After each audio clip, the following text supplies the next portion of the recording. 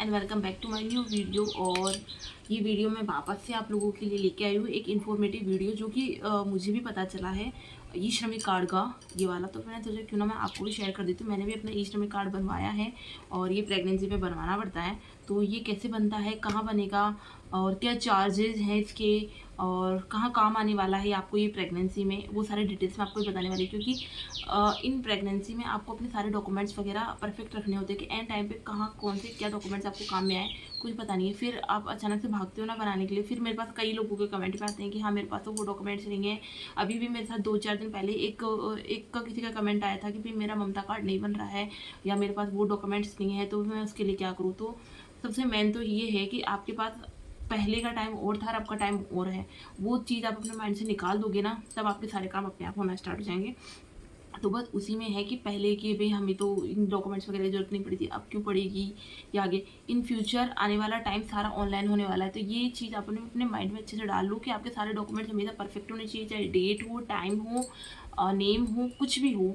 एक वर्ड का भी इतना मिस्टेक, थोड़ी सी मिस्टेक आपको भारी पड़ सकती है। तो बस इसीलिए ई श्रमिक कार्ड बनवाया है मैंने। मेरी फर्स्ट प्रेगनेंसी के टाइम पे ई श्रमिक कार्ड का कुछ नहीं था, बट इन सेकंड प्रेगनेंसी मैंने जब अपनी आंगनबाड़ी कार्यकर्ता से बात की तो उन्होंने मुझे बताया कि हाँ ई श्रमिक कार्ड भी चाहिए।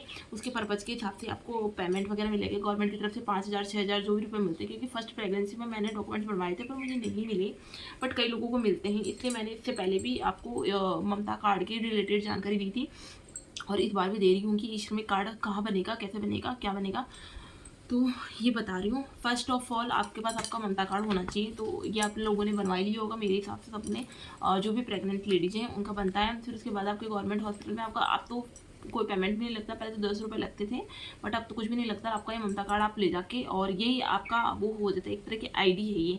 तो गवर्नमेंट हॉस्पिटल में कहीं पे भी आप ये देखिए और आराम से अपना सारा चेकअप वगैरह सब कुछ फ्री ऑफ कॉस्ट करवा सकते हो। तो इसी के लिए होता है। तो ये मैंने अभी हालिया मेरा ई श्रमिक कार्ड बनवाया है।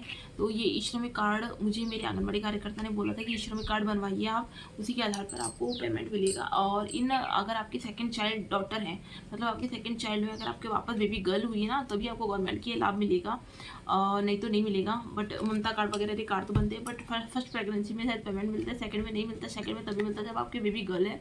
तो मैंने उनको बोला कि हाँ मेरी बेबी गर्ल ही है अगेन। तो उन्होंने बोला ई श्रमिक कार्ड बनवाइए।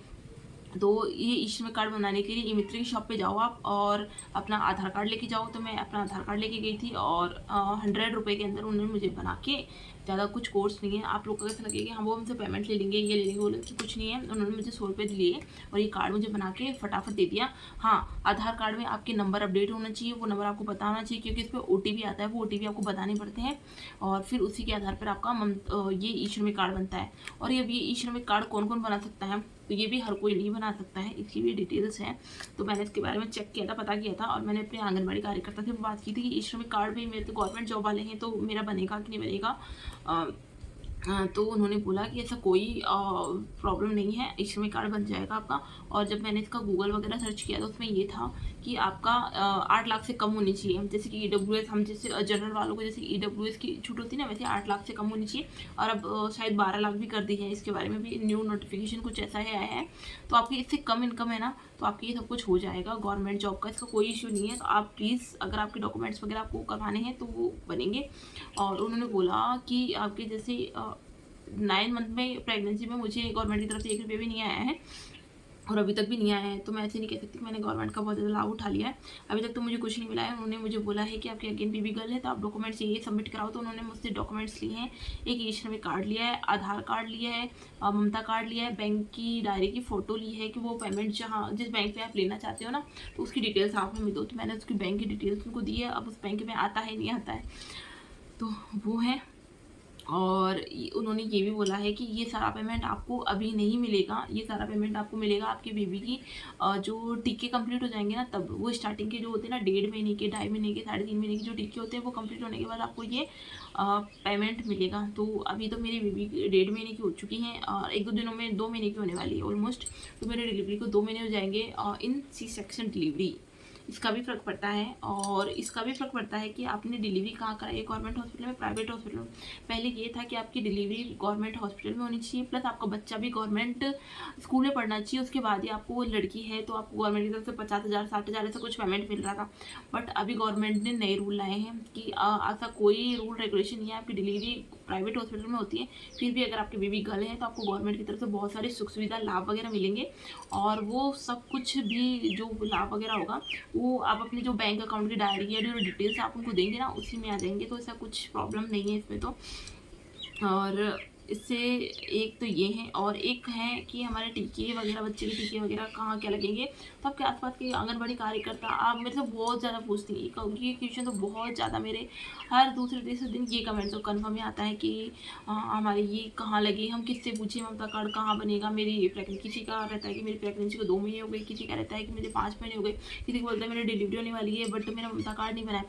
तो देखिए ये ममता कार्ड वगैरह आपके आसपास के आंगनबाड़ी कार्यकर्ता से, वहाँ से जाके आप पूछो, क्योंकि उनको भी गवर्नमेंट की तरफ से पेमेंट इसके बारे में मिलता है। तो वही आपका आंगनबाड़ी, ये ममता कार्ड, ये जो है ममता कार्ड, ये वो ही बना के देंगे। तो कुछ तो ये इस शेप का होता है, इस तरह का होता है, और कुछ कैसे किताब जैसा होता है, तो अलग अलग टाइप के भी ममता कार्ड होते हैं। बट इसके लिए एक मेन जो चीज़ जो मैंने इस बार नोटिस की है, मैं अपनी बेबी का टीका लगवाने गई थी, वहाँ पे कई लेडीजों के अंदर, तो वो सब कुछ तो मैं आपको शायद नेक्स्ट ब्लॉग में बनाऊंगी, क्योंकि ये ब्लॉग, ये वीडियो अच्छा खासा लंबा हो चुका है। तो नेक्स्ट जो वीडियो आएगा वो इन्फॉर्मेटिव आएगा, बच्चों के टीकों से रिलेटेड। इससे पहले भी मैं एक बार लेके आ चुकी हूँ, वो भी आप लोगों ने बहुत बहुत पसंद किया। तो फिर मैं सोचा, वो मेरी फर्स्ट प्रेगनेंसी के था, डिटेल्स वगैरह थी, बट इस बार मेरी जो सेकेंड डिलीवरी हुई है उसकी डिटेल्स वगैरह का जो वीडियो है वो मैं अब लेके आऊँगी आप लोगों के लिए। तो नेक्स्ट वीडियो में वो लेके आऊँगी। तो बस बहुत जल्दी वो वीडियो भी आपके लिए आने वाला है। देन बहुत जल्दी मैं आपको वीडियो लेके आने वाली। बच्चे एंग्री हो चुके हैं, बच्ची रो रही है।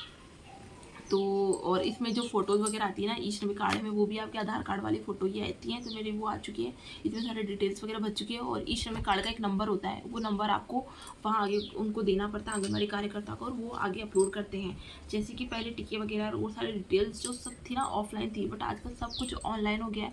तो सारे डिटेल्स गवर्नमेंट के पास जाती है आपकी डायरेक्ट, तो इसमें कोई छुपाने या रखने वाली बात नहीं होती। वो सारे डिटेल्स आपको लेते हैं। अगर आपको कोई सुख सुविधा, कोई लाभ चाहिए, कुछ भी आगे, तो वो सब कुछ आजकल रिटर्न में होता है, या तो ऑफलाइन भी लिखते हैं, वो ऑनलाइन भी लिखते हैं। तो ये सारे डिटेल्स इसकी होती है, ई श्रमिक कार्ड की।